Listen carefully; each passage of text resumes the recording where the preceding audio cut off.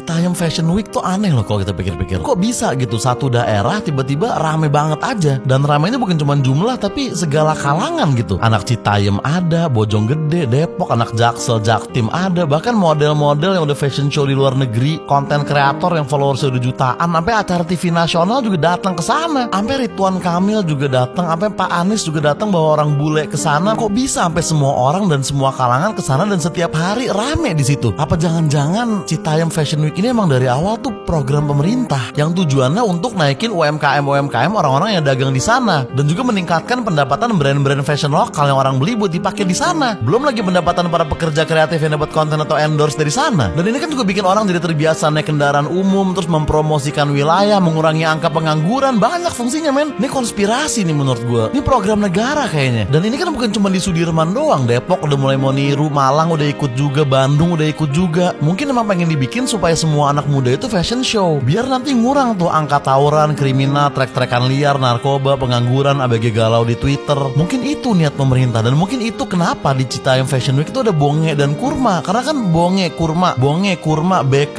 Bung Karno. Nah gitu kan kebetulan banget. Mungkin itu kenapa banyak banget di sana yang pakai Erigo. Karena kan ada RI dalam Erigo. Erigo gitu, RI-Go, kayak RI-Go. Yuk bisa yuk sukseskan program ini. Kan sekarang kan begitu. Mungkin itu kenapa ada janji jiwa di sana. Karena ini kayak janji dari pemerintah untuk memperbaiki jiwa-jiwa rakyatnya gitu. Dan buat lo yang gak sadar, samping janji jiwa di sana tuh langsung ada foto presiden loh di atas gedung. Ini bukan tren, men. Ini revolusi. Ini upaya dari negara untuk membudidayakan SDM, khususnya Gen Z. Dan mungkin bisa membantu ekonomi negara juga. Kita gak pernah tahu. Mungkin kalau di setiap kota ada Citayam Fashion Week, mungkin rupiah bisa melambung tinggi. Lu tahu slebeo, kata-kata yang sering JJ bilang. Asal lu tahu ya, sle atau SLE itu di dunia kedokteran tuh dikenal sebagai penyakit 1000 wajah. Dan BEW itu adalah singkatan resmi dari Board of Economic Warfare. Jadi slebeo itu artinya adalah 1000 wajah dari jajaran alat perang ekonomi untuk memperbaiki keuangan negara. Maksud gue, masa ya itu kebetulan sih? Ini pasti terstruktur. Pemerintah sengaja jadiin JJ itu duta nongkrong. Dia tuh di sana sering ngingetin bocah-bocah sana biar nggak buang sampah sembarangan loh, supaya kelakuan mereka beradab gitu. Mungkin itu untuk merepresentasikan sila kedua, kemanusiaan yang adil dan beradab. Mungkin kurma diajak karena namanya itu sama kayak buah yang paling melekat dengan agama mayoritas di Indonesia, untuk merepresentasikan sila pertama. Mungkin Roy nolak beasiswa dari Pak Sandiaga Uno untuk mencerminkan sila kelima, ya keadilan sosial gitu. Mungkin dia nggak mau sekolah gratis ketika masih banyak anak sekolah yang harus bayar. Dan mungkin Bonge bilang bahwa mereka akan pindah ke daerah PIK itu untuk menunjukkan kekompakan mereka, kemusyawarahan mereka, untuk merepresentasikan sila keempat. Dan sila ketiga nggak perlu representatif lagi karena persatuan Indonesia kurang lebih udah terjadi di sana. Dimana lagi lu bisa ngelihat supermodel ketawa-ketawa happy di zebra cross sampingan sama bocah Jaktim pakai kaos dikis belel yang rambutnya bawa asap angkot Arimbi flyover Pasar Rebo. Dimana lagi lu bisa ngelihat bintang film layar lebar emperan di trotoar nyeruput Nutrisari Blewah samping-sampingan sama bocah Depok yang celana jeansnya digulung satu dan hoodie roughnecknya palsu. Dimana lagi lu bisa ngelihat persatuan Indonesia terjadi seintim ini kalau bukan di Citayam Fashion Week? Pantesan mereka tuh nggak gentar diserang dari sisi manapun. Banyak loh serangan buat mereka. Banyak yang nyoba bubarin mereka, dibilang merusak estetik, buang sampah sembarangan, ketiduran di stasiun, menormalkan laki-laki pakai baju cewek. Tapi apakah mereka bubar? Apakah mereka ngedown? Apakah mereka langsung baca filosofi teras terus bikin tweet di Twitter?